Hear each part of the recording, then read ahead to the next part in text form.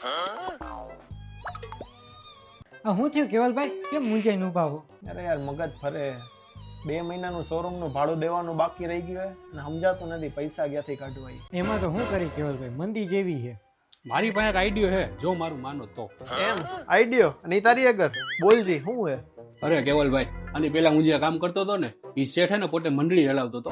આઈના પૈસા આવે ને વાં દઈ દી, માંથી પૈસા આવે ને આઈ દઈ દી, એ રીતે જ રોટેશન ફેરવતો હતો. આની ટોપી ઓલાને પહેરાવે, ઓલાની ટોપી આને પહેરાવે. હા કેવલભાઈ, મેં સાંભળ્યું હતું જે મંડળી હલાવતા ને એની પાસે બહુ પૈસા હોય. હે એટલો બધો પૈસો મંડળીમાં? એક કામ કરો, હું બિહાડ દઉં મંડળી. હા કેવલભાઈ, એટલે જ કહું, તમારું માર્કેટમાં હાલે હારું, તમારી ઓળખાણું જાજી છે, કરી જ નાખો.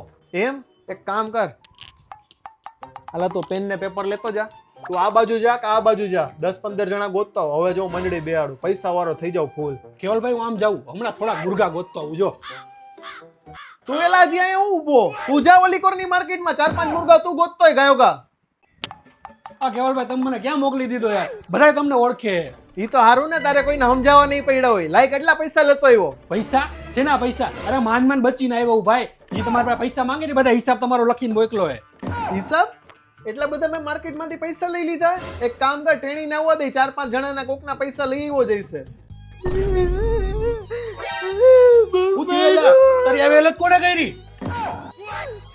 બહુ માર્યો, આનું નામ પીધેલા બહુ માર્યો. કે મંડળી ચાલુ કરશો તો બધાય મારશે. ગોતે યાર. બંધ થાવ, ઊંધાવરી બે સ્કીમો દીધા રાખો. આ તો હારુંથી હું ન ગયો, નકર તો મને મારી મારીને ભૂત જેવો કરી દે. આ તો હારુંથી ભગવાને બચાવી લીધો. નીકળો બે ફટાફટ બહાર, ઊંધાવરી સ્કીમો દીધા રાખો. પેલા તને તો બહુ માર્યો. મોઢે મૂંગો ને 5 ટીકા પેટમાં માર્યા.